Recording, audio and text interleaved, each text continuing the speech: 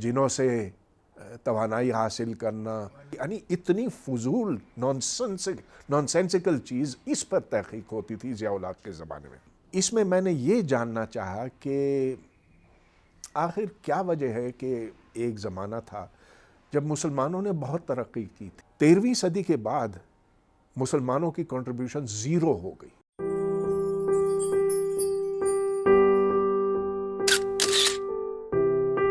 دیکھیے، فزکس میں کتابیں اتنی امپورٹنٹ نہیں ہیں۔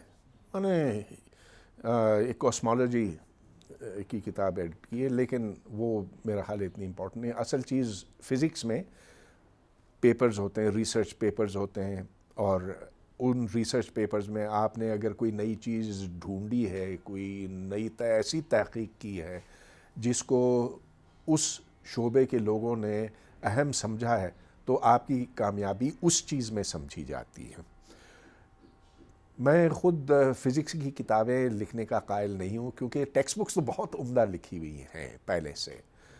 اگر کوئی کتاب لکھنی ہے فزکس کی، وہ ایک اسپیشلائز موضوع پر ہونی چاہیے، اور شاید کسی دن میں لکھوں۔ لیکن میں اس بات سے ہمیشہ بہت پریشان رہا ہوں کہ میں امریکہ سے یہاں آیا، دیکھا کہ ادھر کوئی سائنس نہیں ہو رہی ہے، اور آخر وجہ کیا ہے کہ وہاں پر اس پائے کی ہوتی ہے ایسی عمدہ سائنس ہے، ادھر لوگ صبح و شام اپنی لیب میں یا اپنے دفتروں میں لگے رہتے ہیں انتہائی سیریسنس کے ساتھ۔ یہاں تو جب ہم قائد اعظم یونیورسٹی میں چائے کے وقت بیٹھتے تھے، ہر روز چائے ہوتی تھی، باہر کی دنیا میں نہیں ہوتی ہے چائے شائے ایسی۔ تو ہم جب بیٹھتے تھے تو ویسے تو ہونا چاہیے وہاں بس پی کر چلے جاؤ، ارے وہاں پہنچے 10:30 بجے اور اٹھے 12 بجے، اور اس کے بعد لنچ کا وقت آ گیا، اور یوں ہوتے ہوتے آخر پورا دن نکل جاتا۔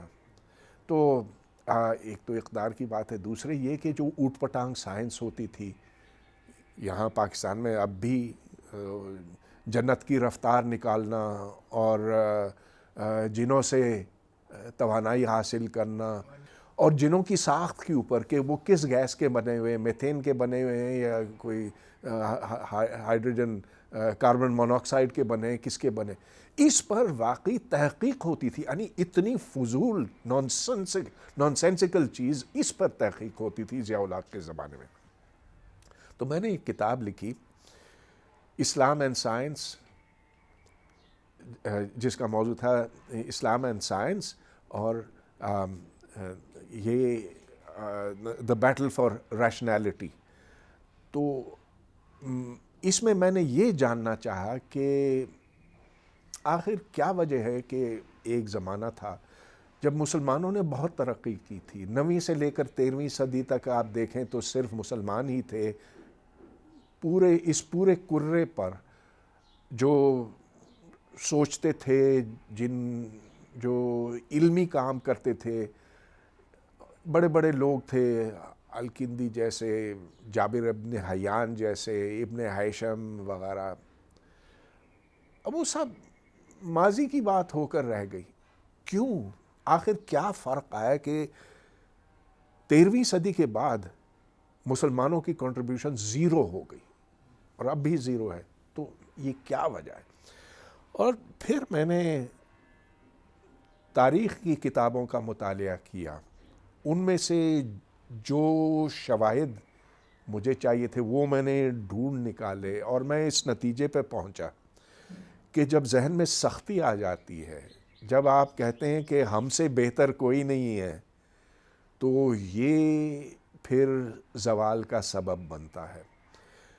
جب دماغ بند ہو جاتے ہیں تو نئی سوچ اس کے اندر کیسے داخل ہوگی؟ اب یہ دیکھ لیجئے کہ مسلمانوں نے وہ بڑے کام اس لیے کیے، اس لیے کر سکے کہ ان سے 1000 سال پہلے یونان کی تہذیب تھی۔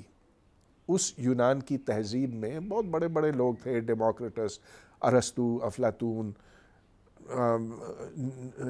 یہ فیتھاگورس وغیرہ، جن کے تھیورمز اور جن کا سارا کام ہمارے سامنے۔ تو وہ کام لے کر مسلمانوں نے اس کو آگے بڑھایا۔